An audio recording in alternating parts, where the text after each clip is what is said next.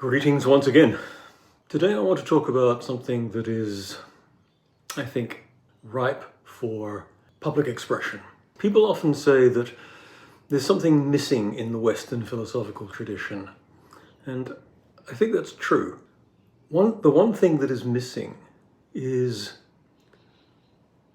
the whole issue of relations, and it goes all the way back to the Greeks, this missing element. So the way it passes through the philosophical tradition, it, in a sense, it begins to affect everything. What is this problem?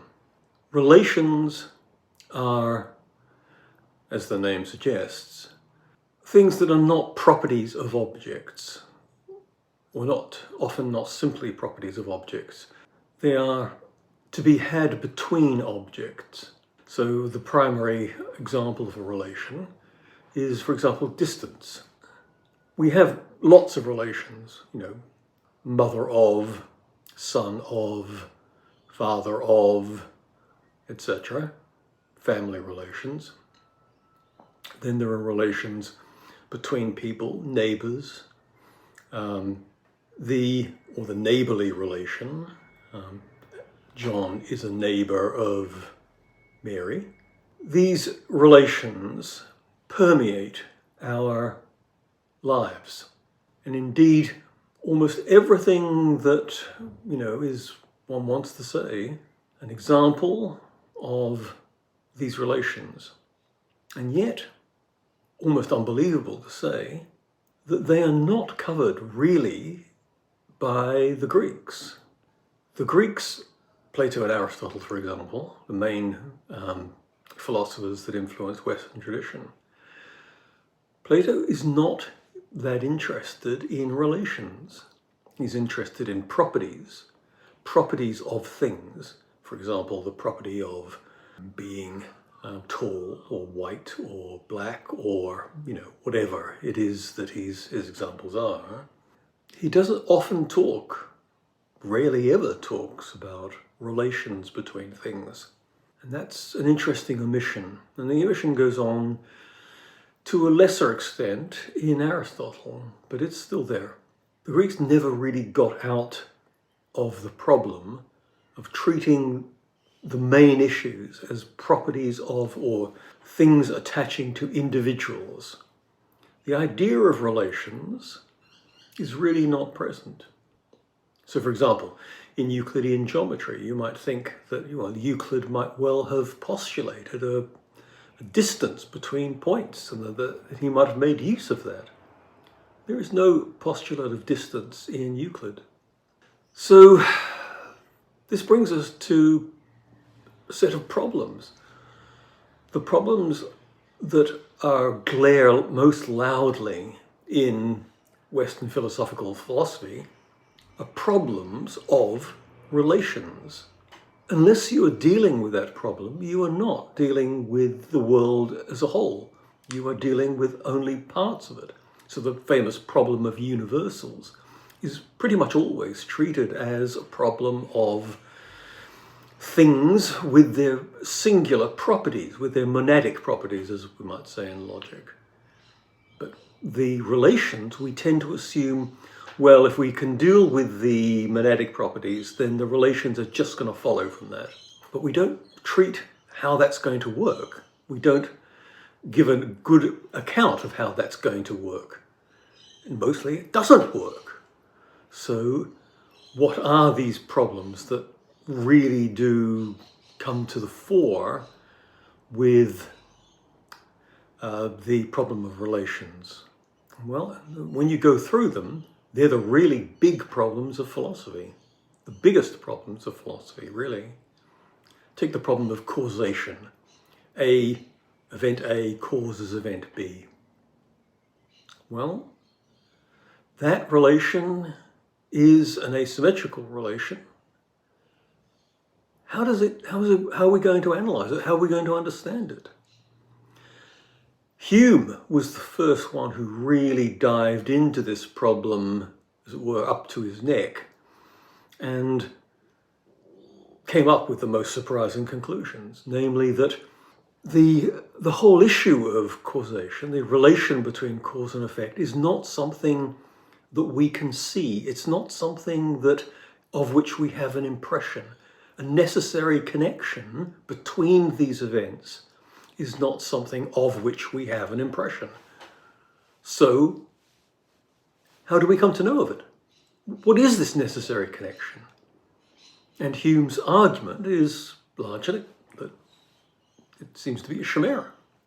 He doesn't stop there. He doesn't stop at saying, well, we can't see this relation between things.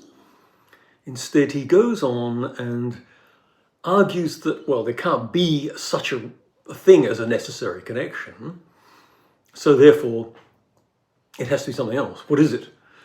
Well, the position that he argues for is that it's some kind of thing in the mind, a custom relation, a relation of that we have a sort of customary following, a belief that this thing will be followed by that thing. We don't see it initially, but we do get it from experience. We don't get the necessary connection from experience, but we get something from experience. Custom. He could well have asked sensibly, what is custom? If that's a relation between mental events, what is that? How are we seeing that? How are we getting any impression of that? And he doesn't push it that far. He could have done, but he doesn't. And that he doesn't suggests something wrong with the model that he is using. He doesn't take it as far as wondering as to the efficacy of his own solution to these problems. Once he has made them mental, he stops there. But the problems go on. That's the first obvious case where we really do need a solution to that problem. What is causation? What does it mean for A to cause B? That's one problem. Then there is another problem that is sort of hidden unless you're a student of philosophy. And then you're bound to come across it. And you're bound to be rather baffled by it. And it's the problem of identity. And I don't just mean the problem of personal identity, which is a big problem. I mean the problem of identity. What is the identity? Property or the identity relation? How are we to understand that? It seems like the identity is a relation. What is a relation between? If A is identical to, well, what? It's identical to A. So is the identity relation a relation between a thing and itself? That sounds like a property, really. Not a monadic property, not a relation. I mean, so what is a relation? Why do we think of it as a relation? Well, we think of it as a relation because when you ascend to names, then you do think of it as a relation. For example, suppose that Alex turns out to be Jack the Ripper. Then we have two names for one person. So you can say Alex is identical to Jack the Ripper. And that's in a sense a relation between the names. You've got two different names for something. Those names then allow you to speak in a way which suggests that identity is a relation. Other than that, it becomes very mysterious because if you're not using two different names, what are you going to say? Adrian is identical to Adrian? Well, yes, but it's not an obviously pellucid thing to say. It seems rather weird. So identity is a problem, and it's a serious problem. When you come to do philosophy of language, when I taught philosophy of language, it suddenly dawned on me that philosophy of language was pretty much the problem, the metaphysical problem of identity in a sort of linguistic form. And that it wasn't, as it were, separate from metaphysics. And that if one wanted to solve this problem and say something sensible, then one had to talk about identity. But I don't know that that's a widespread view about this. It was certainly my opinion when I came to do it, but I think people often tend to separate this out. And this part of the problem is that there's a very entrenched, and I would say extremely dogmatic view about identity that doesn't want to argue about it, it just wants you to accept. And I think, well, obviously for any philosophical problem, that's just a mistake. You can't be dogmatic about these things. And the person who really railed against this was, well, not railed, but sort of argued against this, was Wittgenstein in the Tractatus. It was one of his great successors. He said, A is identical to B is a meaningless statement unless you're talking really about the name A and the name B. And then you can say, well, there's a relation between the name A and the name B. There are, in a sense, the names are not identical, but what they refer to is the same person. You can say that. That makes sense. So that in the Tractatus is one of the great pivotal points of it. And it was, in fact, the very thing that caused Elizabeth Anscombe, student of one of the very, very, very few female students of Wittgenstein, because he didn't like women at all, one of the very few female students of Wittgenstein, that caused her to become a disciple of Wittgenstein. It was that problem, that his solution to that problem. And it was something that Bertrand Russell initially agreed with, but eventually he went against Wittgenstein and said, no, this won't work. If we think about logic, then in logic, identity has to be a relation. Is that true? People often repeat it, rather blindly, I think, and it's often taken to be the end of the matter. There's no discussion of this further. Now, this issue does bubble up frequently in the literature, or occasionally in the literature, and often it's just pounded down as you can't ask this question, or you can't discuss this, in a sort of a way that suggests that there's a certain thing that has gone wrong in philosophy and that it's taken on the dogmatism of ordinary people arguing ordinarily on Facebook or something, and that this is something that's not up for discussion. It is. At any rate, leave that problem aside for the moment, because we'll come back to it. What other things are there? Well, let me go right back to Plato. I said that Plato doesn't discuss this issue of relations. Well, that's not quite true. He does in one of his dialogues, an early dialogue called the Hippias Major, and that's the exception, because there he discusses the problem of relations, and he discusses it in a way which is very sensible. He says that, for example, if two people are 6 feet tall, or two people are tall, then they have the same property. They are the same, but they have it individually. Each of them has that property, and so the relation between them of being the same height, as it were, comes along with the fact that they have these individual properties. All right, that seems to be something that works. And it works for many things. So there are a lot of relations, and they're the main ones that Plato is interested in, where the relation between things can be dissolved into the properties of the individuals. And that seems to be a strategy that works in a lot of cases. But there are some where it doesn't work. And he gives them, to his credit, he gives an example where it doesn't work to do that. The example is, suppose you have two men in an army, I suppose, who are courageous when they're together. So their courage is a courage that they have together. But suppose that they're not courageous when they're not together, independently, separately.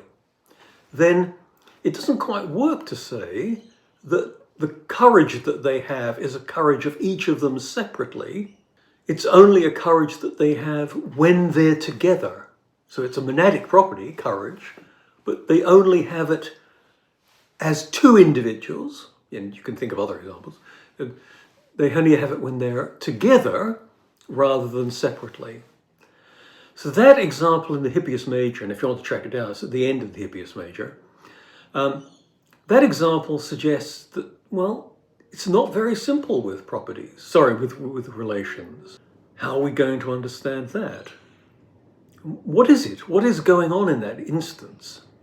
if you go in the standard literature up to the 20th century, you don't get much more on this. The subject of relations, as it stands in itself, almost seems to disappear. So, for example, David Armstrong wrote a famous 2-volume book on universals, properties. Doesn't talk about relations at all. He seems to suggest that it can all be dissolved in the way that Plato's first examples did, by dissolving them into the monadic properties of individuals themselves. And that is a very big omission in his account. But it's rather typical of that literature. The problem of universals doesn't delve much into the problem of universals that would be relations. Though they are crucially important, it's something that is somehow missing. Now, this is not completely true, because there were people who delved into this issue. For example, it's there in some ways as a sort of bubbling issue in medieval philosophy. Every now and again you come across it. There's one, I think, major philosopher who is often overlooked. He's the teacher of Aquinas. His name was Albert the Great. Albert the Great, I think, probably was a very great philosopher. And he said, let me just read it to you, he said, "It is difficult for us to speak about the category of relative or relation because it has a nature of being altogether different from the categories of being that have been considered so far. So as far as he's concerned, relations are a completely separate thing and have to be considered separately. Now that should have started everyone off into thinking, we have to really think about this problem and we have to somehow grapple with it. That didn't happen. The whole dogma that the problem of philosophy would be a problem of monadic properties in the ordinary way that we think of, that is somehow becomes the dominant view. It's the dominant view in Hume. Hume couldn't really have a problem of the problems that he has, the problems of necessity, the problems of identity, if he hadn't restricted himself to sensations of things, to impressions that we get from things, so that the ideas are copies of impressions. Well, what are these impressions? Well, the height of someone might be an impression, so you can get an idea of that. But what is an impression of a relation? What is an impression of a distance? No answer, no question, doesn't consider it. Relations, you don't expect there to be, that are perceptible. In the cases that we can think of, that's not the case. So what is the impression of, if Madeline is the mother of Jane, what is the impression of that relation? What is the impression of a relation of, so Fred is the father of John. Relations are the underlying problem of the problem of causation in Hume. And he doesn't get that because he starts off with the idea that everything has to come back to impressions. That's the problem, really, with his empiricism. He has a very narrow base for his empiricism. It's impressions, sensory impressions mostly.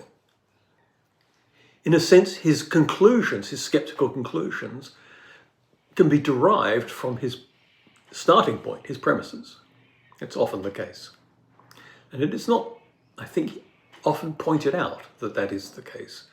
The problems that one gets in philosophy stem from these ideas. So as the Western tradition goes on and people ignore people like Albert the Great, then the whole idea of individualism in political philosophy becomes entrenched. In individualism versus some kind of collectivism. Maybe even a narrow collectivism like a family is not crucial or understood as a sort of an important thing versus the individual. The individuals become the important political actors, not the group, not even the small group like a family. From this you get other things. The whole individualistic tradition of Western philosophy seems to come from its metaphysics. at least in part. I mean, the Greeks had an individualistic philosophy as well, an individual political philosophy as well, although they did understand the importance of the state. Something which is, in a sense, we derive from them, but we don't understand that it comes also from metaphysics.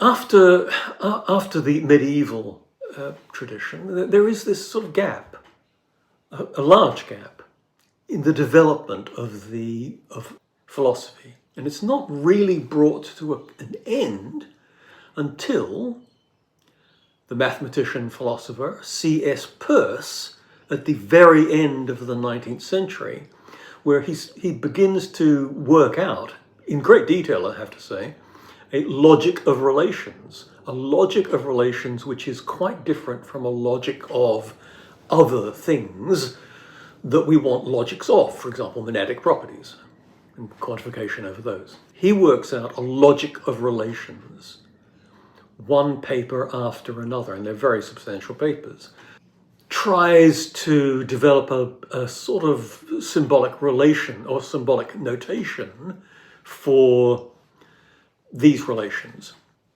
That was really, in a sense, that Peirce started this off. But then it continues, and it continues, for example, in, I think, piano, and then Russell. Russell writes a logic of relations which attempts to derive something of this in a more sort of elegant way. Because I have to say, Peirce's own, though he worked on it a lot and he put a lot of effort into it, Peirce's own contribution to this problem really does, in a sense, die with him, because his notation was so complex and so odd and so typographically impossible, it was hard for anyone to grasp it and hard for anyone to reproduce it.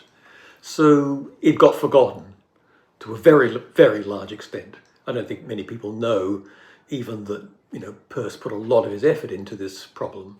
And the other thing was, well, traditional issue in philosophy, he felt that he was being plagiarized. He felt that Ernst Schroeder, who wrote a book on logic in Germany, that Ernst Schroeder had plagiarized his work on relations, and that Schroeder had given his own account. This was not really very visible in the Western, in the Anglo-Saxon tradition, because Schroeder's book on logic was not translated into English. So then we move then to Russell, and Russell gave probably the first account which suggests a breaking of these issues in something that, should have been recognized by later philosophers, because Russell was widely read, as often C.S. Peirce wasn't. And Russell should have been the warning that there's more going on here. Even that didn't really take. So we know Russell for a lot of things, but Russell's theory of relations is one of those things that, you have to hunt for it a little bit. But Russell did say that, the real problem of relations is asymmetrical relations, where you can't reduce them to properties of the individuals. Both individuals being tall is a symmetrical relation. They're both tall, and if John is as tall as Fred, then Fred is as tall as John, so it's symmetrical. But Russell put a lot of attention on asymmetrical relations. Asymmetrical relations such as Madeline is the mother of Jane. Well, if Madeline is the mother of Jane, that's asymmetrical because Jane is not then the mother of Madeline. If distance is a symmetrical relation, if I am, say, 2 kilometers from the nearest post box, to use a very old-fashioned example, if I am 2 kilometers distant from a post box, then the post box is 2 kilometers distant from me. It's symmetrical. But other relations are not symmetrical. For example, an obvious example, if 5 is greater than 3, then 3 is not greater than 5. It's an asymmetrical relation. And those relations are the ones that Russell focused on as important, as significant. And Russell repeatedly wrote about this, but it didn't penetrate somehow. And it's impossible to understand why it didn't. Why didn't Armstrong take note of this fact and say something more coherent than what he did say about this? and just a persistent blindness in the philosophical tradition. Problem of universals is a big problem. Problem of relations is non-existent. That seems to be the attitude. But the problem of relations is everything in philosophy. And if you understand relations, then, as Albert the Great suggested, you've gone a long way further than the problem of properties. That doesn't say anything about the problem of properties and relations. What are they?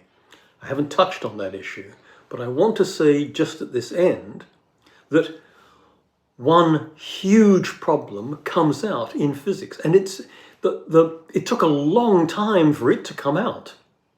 And it came out in some ways against the whole idea that was entrenched in physics, that we were dealing with properties again. Again, this Western tradition, this obsession with properties of things, dominated the physics tradition as well. Schrödinger, in 1935, discovered, if you like, the idea, I won't go into the history of this, but he discovered the idea of entanglement. Entanglement between several particles. He invented the word for this, Verschränkung, and that translates into entanglement. And then what happened? Well, we go a long time in the history of physics until the whole idea of entanglement is finally picked up again, which is really not done until the 90s, early 90s perhaps. I mean, even longer than that is probably right. Certainly there were people, physicists, in the early 2000s who thought entanglement was just, that's just nonsense. Don't talk about that. That's silly. That's ridiculous. This this sort of tendency to follow the leader, follow sort of whatever other people say about problems. This is a problem in philosophy. It's a problem in physics. People should not underestimate this problem. But eventually it was rediscovered, and eventually the rediscovery was permeated slowly, one has to say, but it became something that people would talk about. Probably there was a PR issue, and the thing which made people rediscover this idea was the whole allure of the idea of quantum computing. That practical issue drew a lot of people to the whole idea of entanglement. It was one of the things anyway. And the idea of quantum communication and the rest of it, which was developed in the 90s, 80s and late 80s and 90s. That became really quite, important and crucial. I mean, you have to just trust me on this issue that, the whole issue of entanglement was, even in the early 2000s, was just poo-pooed. I was teaching entanglement in the early 2000s in philosophy of physics, and I can tell you that physicists themselves were just, this is just magic, this is silliness. And the whole idea of this actually coming from Schrödinger, that was very late in being rediscovered. And then, but it's an embarrassment. Schrödinger said this in 1935, and then nothing. The word in Verschränkung and the word entanglement just disappeared.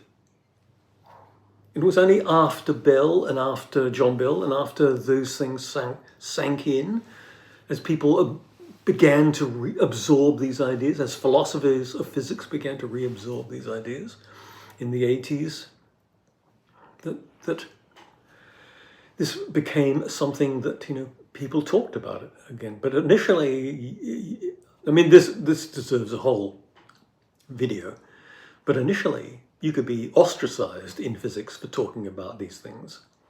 Entanglement is a relation, and it's not a relation that supervenes, as in the way that philosophers use that word. It supervenes on the two particles or three particles or the four particles that are entangled.